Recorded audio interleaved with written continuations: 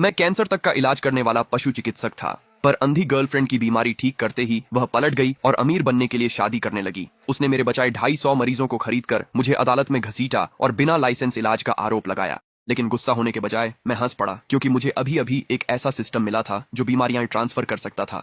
चाहे बीमारी कितनी भी गंभीर हो, मुझे बस किसी को छूना होता था और वे ठीक हो जाते थे।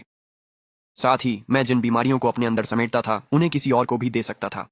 और इसी तरह सिर्फ 1 महीने में मैंने जिन भी मरीजों को छुआ वे सब मौत के मुंह से वापस आ गए। मुझे लगा था कि अब मैं आखिरकार वह चमत्कारी डॉक्टर बन जाऊंगा जिसकी सब तारीफ करते हैं, लेकिन मुझे कभी उम्मीद नहीं थी कि वही लोग मुझे पैसों के लिए बेच देंगे और अदालत में घसीट लाएंगे। अगर भलाई करने से मुझे कुछ नहीं मिलता तो बेहतर है कि मैं हर दर्द उन्हीं को लौटा दूं। अभियोजन पक्ष द्वारा आरोपी चेन जे पर बिना लाइसेंस के चिकित्सा करने और अज्ञात दवाओं का अवैध रूप से उपयोग करने का आरोप है, जिससे गंभीर विकलांगता हुई। साथ ही कई अन्य आरोप जिनमें सार्वजनिक सुरक्षा को खतरे में डालना भी शामिल है। सभी अपराधों की सजा एक साथ सुनाई जाएगी। क्या आप दोषी मानते हैं? मैं प्रतिवादी की मेज पर ठंडी हथकड़ियों में खड़ा था। न कोई गुस्सा था, न कोई चिल्लाहट। सच कहूं तो मुझे तो हंसी आ रही थी। 320 साल, इन्होंने तो सच में इसका हिसाब भी लगा लिया। मेरी नजरें दर्शक दीर्घा पर गईं, जहां वे सभी 250 लोग बैठे थे। वे 250 तथाकथित पीड़ित मुझे ऐसी नफरत से घूर रहे थे जैसे मैंने उनके पिता की हत्या कर दी हो। और ठीक सबसे आगे की पंक्ति में एक पुरुष और एक महिला बैठे थे। वह आदमी एक कस्टम सूट पहने हुए था। उसका नाम वांग शाओजी था। वह शहर के सबसे अमीर आदमी का बेटा था, एक असली अमीरजादे वारिस। वह महिला उसकी बाहों में सिमटी हुई थी, बिल्कुल मासूम और पवित्र दिख रही थी, जैसे कोई सफेद कमल। लेकिन जिस तरह से वह मुझे देख रही थी उसमें घृणा और तिरस्कार भरा हुआ था। उसका नाम लियू रुयान था। सिर्फ 1 महीने पहले वह मेरी गर्लफ्रेंड थी। लियू रुयान जन्म से ही अंधी थी और बाद में किसी तरह एड्स के अंतिम चरण से संक्रमित हो गई थी। वह इतनी दुबली थी कि कंकाल जैसी दिखती थी और उसके अपने माता पिता तक ने उसे अस्पताल के गलियारे में मरने के लिए छोड़ दिया था। मैं ही वह था जिसने अपनी सारी चीजें बेच दी और उसे अपने छोटे से क्लिनिक में वापस ले आया। और उसी रात मैंने गलती से बीमारी स्थानांतरण प्रणाली को जागृत कर दिया। जब तक मैं किसी को छूता, मैं किसी भी जीवित चीज से कोई भी बीमारी निकाल सकता था, फिर उसे सिस्टम के क्वारंटीन कक्ष में संग्रहित कर सकता था और उन्हें तुरंत ठीक कर सकता था। और उस कक्ष में मौजूद किसी भी बीमारी को मैं जिसे चाहूं सिर्फ छूकर उसे दे सकता था। सिस्टम मिलने के बाद सबसे पहला काम मैंने यह किया कि मैंने लियू रुयान का हाथ पकड़ लिया। मैंने उसकी जन्मजात अंधता और एड्स के अंतिम चरण दोनों को निकालकर सिस्टम में बंद कर दिया। 20 से अधिक वर्षों तक अंधी रहने के बाद जब लियू रुयान ने अपनी आंखें खोली तो उसने सबसे पहले कहा, चेन जे, धन्यवाद, मैं तुमसे अलावा किसी और से कभी शादी नहीं करूंगी। और मैंने उस पर विश्वास किया।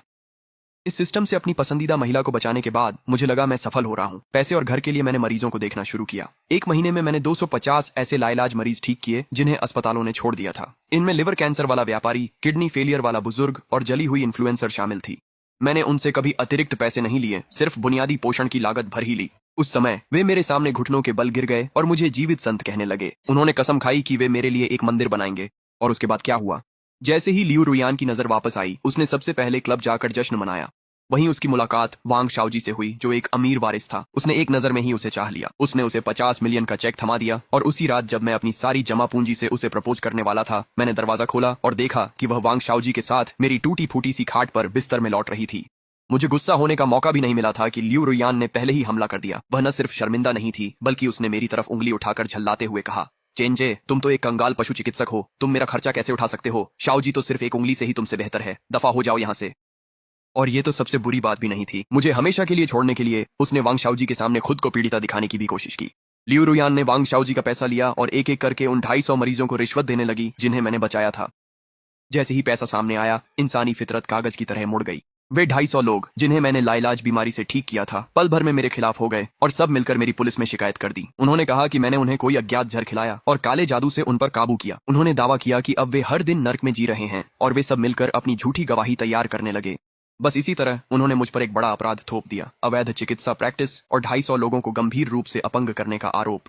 पुलिस सबूतों के आधार पर चलती है और सच ये था कि मेरे पास मेडिकल लाइसेंस नहीं था, और यह भी सच था कि उनके इलाज के कोई मेडिकल रिकॉर्ड मेरे पास नहीं थे। 250 लोग एक ही कहानी सुना रहे थे। मेरे पास अपनी सफाई में कहने को कुछ नहीं था और मुझे सीधे अदालत में घसीट लिया गया। प्रतिवादी चेनजे, अदालत के सवाल का जवाब दें।